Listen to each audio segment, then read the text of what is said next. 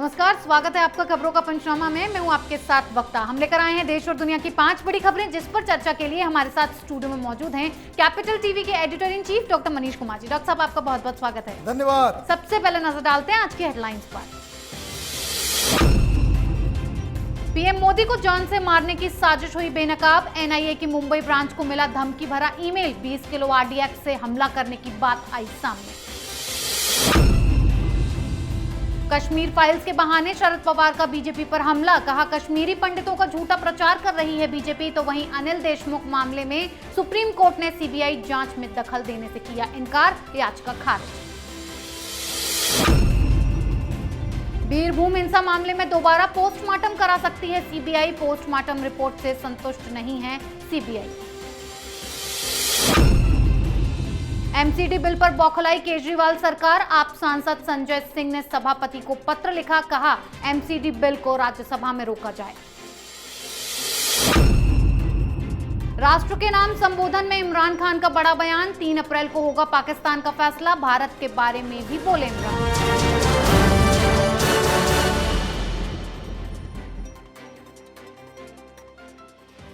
सबसे पहले बात पीएम मोदी को जान से मारने की साजिश पर। एनआईए का मुंबई ब्रांच को एक धमकी भरा ईमेल मिला है, जिसमें पीएम मोदी को जान से मारने की धमकी दी गई है। एनआईए ने ये डिटेल अब दूसरी एजेंसियों को भी भेजी हुई है। मेल में लिखा है कि 20 किलो आरडीएक्स के साथ हमला करने की योजना है। खुफिया एजेंसियां इस बात की जानकारी जुटाने में लगी हुई हैं कि पीएम मोदी की हत्या की साजिश को लेकर जो ईमेल आया है वो कहां से भेजा गया है। डॉक्टर साहब, पीएम मोदी को मारने की साजिश के पीछे किसका हाथ हो सकता है? देखिए, प्रधानमंत्री मोदी की जान को धमकी या उनको मारने की साजिश, ये कोई नई कहानी नहीं है। ये अगर आप ये देखें, ये तीसरी बार इस तरह का अटेम्प्ट, तीसरी बार इस तरह का खुलासा हो रहा है जी। पहली बार जब 2014 में प्रधानमंत्री मोदी चुनाव लड़ रहे थे, तो आपको याद होगा कि ये साजिश ऑलमोस्ट सक्सेसफुल हो चुका था।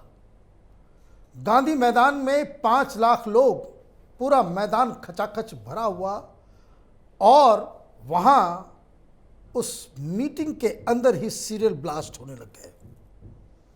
लोग वहां मौजूद थे। पटना के अलग अलग जगहों पे उस तरह के विस्फोट जो है उसकी खबरें आने लग गई।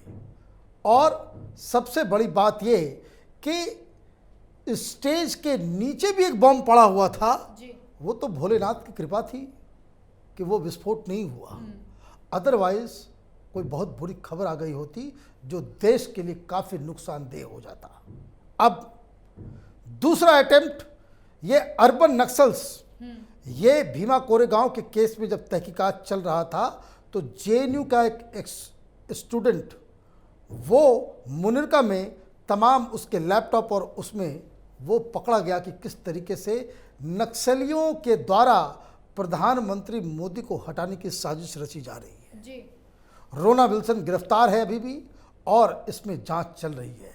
अब ये तीसरी खबर आई है। अब इन सब चीज़ों को तार में जोड़ा जाए तो कौन प्रधानमंत्री की जान के पीछे है जी। ये बिल्कुल दिन के उजाले की तरह साफ हो जाता है। ये नक्सली, ये चाइनीज एजेंट्स हैं। ये वामपंथी, चाइना के इशारे पे काम करने वाले चाइनीज टट्टू हैं।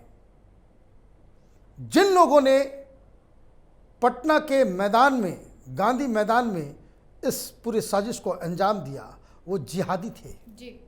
जिहादी और नक्सलियों का ये जो नेक्सस, वो साफ साफ नजर आया जब जेएनयू के उस स्टूडेंट रोना विल्सन के लैपटॉप में पूरी साजिश की बातें रखी हुई थी। प्रधानमंत्री को रास्ते से हटाने के पीछे का कारण बहुत ही सिंपल है।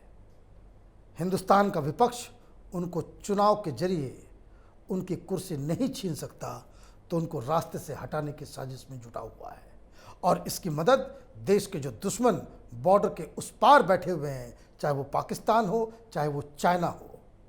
आरडीएक्स की बात जब जैसे ही आती है, शक की सुई सीधे सीधे पाकिस्तान पे, क्योंकि वहीं से हिंदुस्तान आरडीएक्स सप्लाई की जाती है। और दूसरी तरफ चाइनीज़ जो लगातार पूरे ग्लोबल फोरम में प्रधानमंत्री मोदी की नीतियों की वजह से उनके पसीने जो छूट रहे हैं, उनकी साख और दाग जो खत्म हो रही है, तो ये सब कारण है। आर्टिकल 370 हटाया गया, जिहादी, नक्सली, ये सारे लोग उनकी जान के पीछे पड़े हुए हैं। अब ये ईमेल आया है, ईमेल की ऑथेंटिसिटी क्या है, ईमेल किसने भेजा, इसके ऊपर जांच चल रही है। अब इसका खुलासा होगा तब पूरी हकीकत सामने आ जाएगी। जी डॉक्टर साहब, एक तरफ पीएम की जान के दुश्मन बने बैठे हैं लोग, तो वहीं फिल्म द कश्मीर फाइल्स को लेकर सभी राजनीतिक दलों ने विरोध किया है। लेकिन फिलहाल बगावती सुर शरद पवार उठा रहे हैं। पवार का आरोप है कि बीजेपी देश भर में झूठ फैला रही है, ये फिल्म झूठी है, देश का माहौल जहरीला बनाने की कोशिश हो रही है। इस तरह की फिल्म को स्क्रीनिंग के लिए इजाजत नहीं देनी चाहिए थी। ये फिल्म लोगों को भड़काने का काम करती है, जिसे बीजेपी की तरफ से समर्थन दिया गया। ये बीजेपी का एक प्रोपेगेंडा है। एक तरह से देखा जाए तो महाराष्ट्र मुसीबतों से घिरा हुआ है। महाराष्ट्र सरकार को एक बड़ा झटका देते हुए सुप्रीम कोर्ट ने अनिल देशमुख के खिलाफ सीबीआई जांच पर रोक लगाने से इनकार कर दिया है और इस मामले में दखल देने से भी इनकार कर दिया। कोर्ट ने उद्धव सरकार की उस याचिका को भी खारिज कर दिया जिसमें जांच को सीबीआई से लेकर एसआईटी को सौंपने की मांग की गई थी। लेकिन सुप्रीम कोर्ट ने कहा हम इस मामले को टच नहीं करेंगे। इससे पहले बॉम्बे हाईकोर्ट ने भी महाराष्ट्र सरकार की याचिका खारिज कर दी थी। डॉक्टर साहब, लगातार महाराष्ट्र को एक के बाद एक झटके लग रहे हैं। शरद पवार बीजेपी पर सवाल उठा रहे हैं। देखिए, महाराष्ट्र को नहीं, महाराष्ट्र की जो अघाड़ी सरकार है वो न घर की रही है न घाट की रही है, आपस में भी लड़ रहे हैं। खबर आई है कि उद्धव ठाकरे ने बुला करके होम मिनिस्टर को डांटा है, फटकारा है, और शिवसेना के लोग कह रहे हैं कि होम मिनिस्ट्री हमारे पास दे दो। उधर शरद पवार वो फिल्म के पीछे पड़े हुए हैं। उन्होंने कह दिया कि फिल्म झूठी है। अच्छा, अगर झूठी है तो ये बताए भाई, ये गिरजा टिक्कू की मौत हुई थी या नहीं हुई थी? वहाँ पे लोगों, हिंदुओं को मारा गया या नहीं मारा गया? वहाँ के मस्जिदों से उस तरह की घोषणाएं हुई कि नहीं कि हिंदुओं बहली छोड़ो, नहीं तो तुम्हारे को मार दिया जाएगा, या तुम्हारे घर की जो महिलाएं हैं उसके साथ बलात्कार किया जाएगा? इस तरह की चीज़ें हुई या नहीं हुई? शरद पवार जैसे नेता वो दरअसल वोट के भूखे हैं, और मुसलमानों के वोट के लिए वो हिंदुओं को जितना गाली दे सकते हैं, जितना झूठा करार दे सकते हैं, उसमें उनको जरा सा भी कोई शर्मिंदगी भी नहीं होती। और ये कोई पहली बार नहीं है। शरद पवार अपनी साख खो चुके हैं हिंदुस्तान की राजनीति में। उसकी वजह बहुत ही साफ है। वो वजह है कि प्रधानमंत्री मोदी ने इनके किसी भी ब्लैकमेल में उनकी हामी नहीं भरी जी। और जिस तरह से छापेमारी हो रही है, जिस तरह से इनका एक लाडला अनिल देशमुख आज बताइए पहुंच गए सुप्रीम कोर्ट कि भाई हमारी जांच जो सीबीआई कर रही है वो, सुप्रीम कोर्ट ने कहा नथिंग डूइंग, जो चल रहा है उसको चलने दीजिए। प्राइमा फेसी लग रहा है कि आप लोग सरकार नहीं चला रहे थे, उगाही का धंधा कर रहे थे। हाईकोर्ट इस तरह की बातें पहले भी कह चुका है। तो ये तमाम चीज़ें इसलिए हो रही है क्योंकि उद्धव ठाकरे सरकार का समय अब आखिरी चल रहा है। आपस में जिस तरह से ये लोग आपस में लड़ रहे हैं वो सरकार के गिरने के संकेत हैं। जी डॉक्टर साहब, एक तरफ महाराष्ट्र सरकार को झटके मिल रहे हैं तो वहीं दूसरी तरफ बंगाल सरकार की मुसीबतें भी बढ़ रही हैं। कलकत्ता हाईकोर्ट के आदेश के बाद बंगाल के बीरभूम में हुई हिंसा मामले की जांच सीबीआई कर रही है और इसी मामले में जांच को आगे बढ़ाते हुए सीबीआई बीरभूम हिंसा मामले में मारे गए लोगों का दोबारा पोस्टमार्टम कराना चाहती है। सीबीआई का मानना है कि जिस तरह से शवों को जलाया गया है, शुरुआती रिपोर्ट स्पष्ट नहीं है, इसीलिए सीबीआई दोबारा पोस्टमार्टम के लिए कोर्ट में आवेदन कर सकती है। डॉक्टर साहब, दोबारा सीबीआई पोस्टमार्टम क्यों कराना चाहती है? क्या वाकई दाल में कुछ काला है? दाल में काला नहीं है, पूरी दाल ही काली है। हाईकोर्ट ने अपने आदेश में साफ साफ कहा था कि उन्हें इस बात की जानकारी है कि बीरभूम में जो आगजनी, जो नरसंहार हुआ, उसमें सबूतों को मिटाने की कोशिश की गई। पोस्टमार्टम अधकचरे तरीके से किया गया, ये सीबीआई कह रही है जी। अब क्या नया खुलासा हुआ है?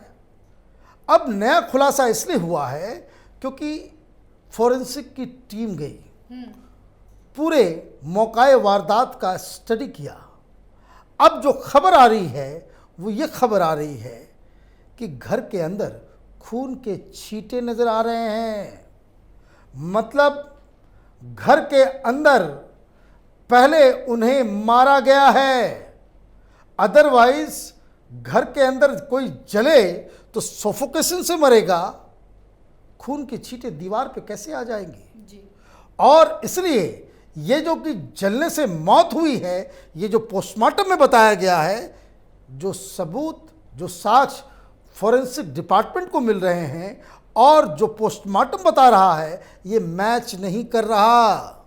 और ये मैच नहीं कर रहा, इसीलिए सीबीआई ने फिर से दोबारा पोस्टमार्टम करने की मांग की है। अब 7 तारीख उस दिन तलवार चलेगी हाईकोर्ट की। ममता बनर्जी खौफ में है कि अगर पूरी सच्चाई सामने आ गई तो ये लोग तो कहीं मुंह दिखाने लायक नहीं बचेंगे, क्योंकि ये जो कार्रवाई हुई भी, जितनी भी बताया ये जा रहा है कि आगजनी हुई, वो टीएमसी के नेताओं के कहने पे, उनके इशारे पे जी। जिस ये अनारुल के नाम का जो शख्स टीएमसी लीडर है, उसको लेकर के जो स्पीकर है और स्थानीय एमएलए है, उसमें झगड़ा चल रहा है, बयानबाजी हो रही है, आपस में ही तृणमूल के लोग लड़ रहे हैं कि किसकी वजह से क्या हुआ। कहने का मतलब ये कि बंगाल को लूटने के चक्कर में टीएमसी के 2 गुट आपस में लड़े और एक गुट के घर परिवार को जो है इन लोगों ने निर्मम तरीके से मार डाला। ये दर्दनाक वाकया देश तो जान रहा है, लेकिन ममता बनर्जी की सरकार को इसके लिए कोई सजा मिलेगी, यही सबसे बड़ा सवाल है। जी डॉक्टर साहब, ममता बनर्जी जांच से घबरा रही हैं और दिल्ली के CM Arvind Kejriwal MCD bill को लेकर बौखलाए हुए हैं। आपके राज्यसभा सांसद संजय सिंह ने सभापति को पत्र लिखा है जिसमें ये मांग की गई है कि एमसीडी एकीकरण बिल को राज्यसभा में रोका जाए। संजय सिंह ने ट्वीट किया है कि एमसीडी पर कोई भी फैसला लेने का अधिकार दिल्ली सरकार और विधानसभा का है, लेकिन मोदी सरकार लोकतंत्र और संविधान का गला घोंट रही है। इससे पहले केजरीवाल ने भी एमसीडी बिल को लेकर आपत्ति जताई थी। डॉक्टर साहब, केजरीवाल सरकार क्यों एमसीडी एकीकरण बिल को लेकर इतना विरोध जता रही है? मैं कहता हूं बार बार, ये केजरीवाल हिंदुस्तान की राजनीति का नटवर लाल है। आज बड़ी ही बेशर्मी के साथ ये संजय सिंह राज्यसभा में ये गुजारिश कर रहा है कि केंद्र को एमसीडी के प्रारूप में बदलने का कोई अधिकार नहीं।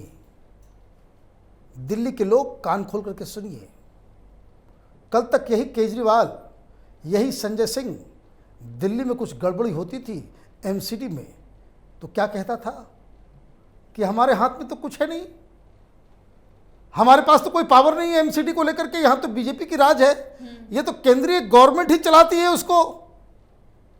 अच्छा, जब एमसीडी को केंद्रीय सरकार ही चला रही थी तो अब ये पॉइंट उठाने का कि कोई भी बदलाव एमसीडी में करने का अधिकार सिर्फ विधानसभा को है, दोनों ही बात तो सही हो कि नहीं? मैं इसलिए कहता हूं हर 5 सेंटेंस में 3 झूठ बोलते हैं ये लोग। अब कानूनी पहलू क्या है, क्या ये जो आर्गुमेंट दिया जा रहा है वो सही है या गलत है? दिक्कत क्या है, केजरीवाल को हवा में उड़ने की आदत है। आप एक यूनियन टेरिटरी के चीफ मिनिस्टर हो, यूनियन टेरिटरी अधिकार किसका ढूंढते हो? एक फुल फ्लेज्ड स्टेट का। जो बातें वो कह रहे हैं वो कानून संगत नहीं है। वो इसलिए क्योंकि जो बेसिक प्रमाइस है, जो उन्होंने अपनी चिट्ठी में जिन धाराओं का उन्होंने वर्णन किया कि इस तरह के म्यूनिसिपैलिटी और लोकल गवर्नमेंट को लेकर के कोई बदलाव करने का अधिकार सिर्फ स्टेट गवर्नमेंट को है। सही बात है कि स्टेट गवर्नमेंट के पास ये पावर है, लेकिन सवाल ये उठता है कि क्या दिल्ली एक स्टेट है? दिल्ली स्टेट नहीं है।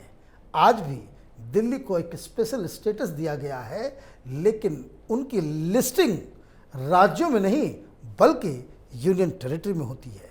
इसलिए संजय सिंह जितनी भी गुहार लगाते जाएं, इससे कोई फर्क नहीं पड़ने वाला। जी डॉक्टर साहब, पाकिस्तान के प्रधानमंत्री इमरान खान की कुर्सी जाने वाली है, जिसकी बौखलाहट साफ देखी जा सकती है। इमरान खान ने राष्ट्र को संबोधित किया, जिसमें उन्होंने ये साफ कर दिया कि वो इस्तीफा नहीं देंगे और आखिरी गेंद तक लड़ेंगे। लेकिन बाजवा साफ कह रहे हैं कि इमरान तुमसे ना हो पाएगा। इसी बीच वो भारत के बारे में भी बात करने लगे और बोले कि भारत के खिलाफ मैंने तब बोलना शुरू किया जब उन्होंने कश्मीर के ऊपर इंटरनेशनल कानून तोड़ा, तब मैंने उनके खिलाफ हर फोरम में बात की, लेकिन उससे पहले मैंने हिंदुस्तान से दोस्ती करने की पूरी कोशिश की। डॉक्टर साहब, इमरान खान ने अपने संबोधन में भारत का जिक्र क्यों किया है? भारत का जिक्र किया, आपने अच्छा किया इस खबर को आपने उठाया, क्योंकि उस भाषण में रिपोर्टिंग तो हो रही कि भारत का नाम उसने लिया, लेकिन भाषण में उसने क्या कहा?